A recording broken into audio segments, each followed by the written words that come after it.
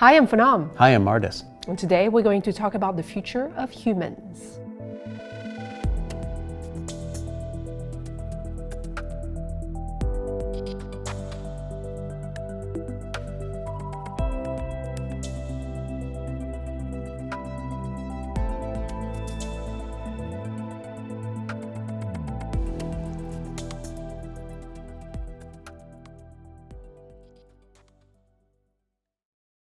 We're going to be 10 billion people by 2058. Amazing resource technologies are going to be developed in the next few decades in order to ensure that we sustain ourselves and that we thrive in the future. First, let's talk about being healthy and feeling normal. Ancient Chinese medicine considered the beginning of health as the absence of disease. Doctors at the time were paid if the emperor's family and himself were both healthy. And who knows what happened when they were not healthy. Today, we pay our doctors to diagnose and fix our diseases. And over time, we've developed an understanding of preventative care and holistic health. The World Health Organization defines health as a state of complete physical, mental, and social well-being, not merely the absence of disease or infirmity. In order to be healthy and feel normal, humans have to go through 4 steps. First, let's talk about awareness. You're probably wearing one of those smartwatches, Fitbits and Apple Watches that tell you whether or not you've drunk enough water or you've slept well last night. This kind of information is very useful for you to be on top of things and make sure that in the long term you are in awareness of your health. Let's talk about convenience. Now, our healthcare systems are oftentimes pretty overwhelmed.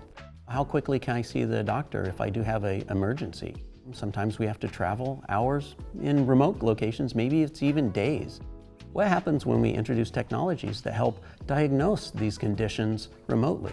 This is called telemedicine. You could actually order a home test kit that's shipped to you. You can do the test, ship it back to your doctor, and they could diagnose from miles away. The next level of telemedicine is like what we see in the PillBot.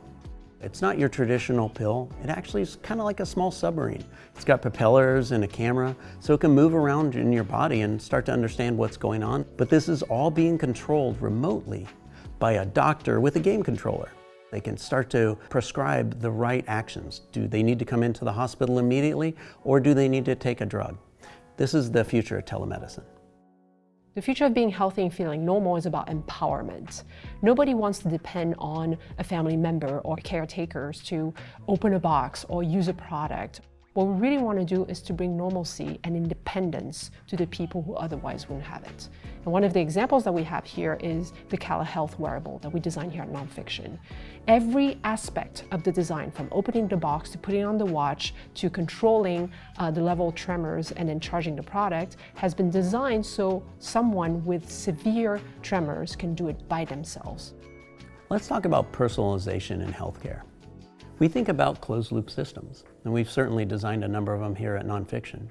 In closed-loop systems, we use wearables or sensors of some type, oftentimes an implant, to gather data about your body. And in real time, that data is fed back to a device that helps to support your health or your performance. The ultimate in personalization is what we call CRISPR technology. Now imagine if you've inherited a disease, doctors can go in and they can slice the DNA, replace the unhealthy genes with healthy genes, and potentially eliminate disease altogether. All of this puts on the table the idea of nature versus nurture. What if the future of human health was nature working together with nurture? The transformative technology revolution focuses on wellness instead of just eliminating disease. People are feeling empowered because they can do something about their own health. Seeing the results of one's efforts helps motivate them. It also helps trigger behavior change, and it helps influence other people to do better for themselves. Let's talk about turning humans into superhumans. Now, so far we've talked about health and well-being, but the future of the human species will rely on technology, performance, longevity, and survival on and off planet. First, let's talk about resources. All of the wonderful technology we're talking about will require a lot of energy. Energy needs to be available, it needs to be affordable, and it also needs to be renewable as much as possible. Next, we're going to talk about nutrition. You've probably heard the expression, you are what you eat. If you eat healthy food, you're more likely to stay healthy the rest of your life. If you eat bad food every day, you will see the consequences of that later in life with diabetes, obesity. As we grow in population on this planet, we want to make sure that every single person has access to that nutrition. Lastly, everybody needs a safe space to sleep at night, a safe space to live during the day or work or take care of their families. But once in a while, nature or climate change changes our plan. We need to make sure that the infrastructure is strong enough to prevent us from disaster. Turning humans into superhumans will require a lot of technology. Medications as we use them today, we ingest a pill and it's spread throughout the entire body. Now this opens the door for a lot of side effects. The future of medicine is hyper-targeted. We're only affecting the area of the body that has the disease and letting everything else exist normally. Now let's talk about performance. And here what we're really talking about is how to turn functions into super functions. One of the great examples we have is the history of prosthetics. Prosthetics were originally created to fill the gap where limbs were missing. And then over time, we developed new materials and new geometries and new manufacturing processes in order to amplify that performance. And you can see this in Paralympic athletes, for example, where they can run and jump even faster and higher than the average person. Beyond physical performance, prosthetics can be turned into pieces of art, as shown with Emmy Mullins, an ex-athlete in the Paralympics, who collaborated with artist Matthew Barney to create glass legs or cheetah legs.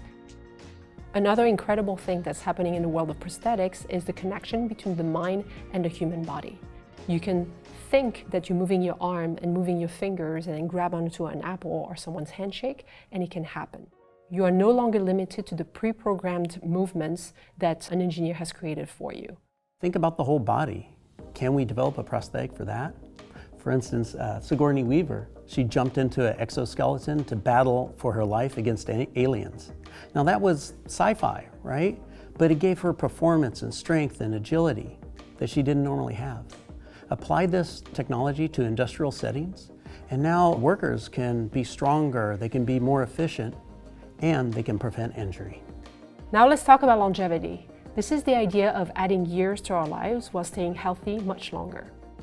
Aubrey de Grey, one of the co-founders of Methuselah Foundation, talks a lot about longevity. And if you ask him, what should I do today to live longer and have a healthier life, he will tell you, all you have to do is do what your mother tells you.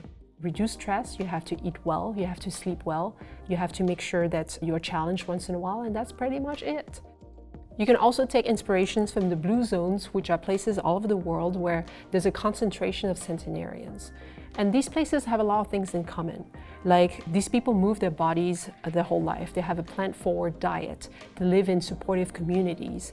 They downshift. They drink a little bit of alcohol, but not to excess. And then they live with purpose.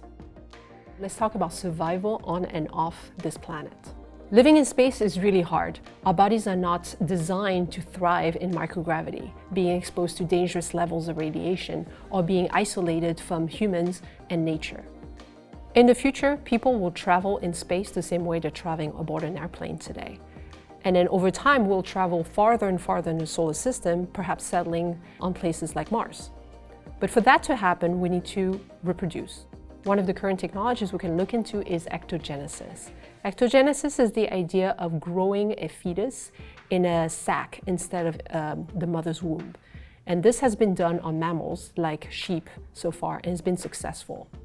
This type of technology sounds very controversial if we ever apply it to humans, but it's one of those things we need to seriously think about if we ever want to ensure the survival of our species beyond planet Earth. Thank you for joining us on this episode about the future of humans. Put a comment below. Tell us what you think. Until next time, bye-bye.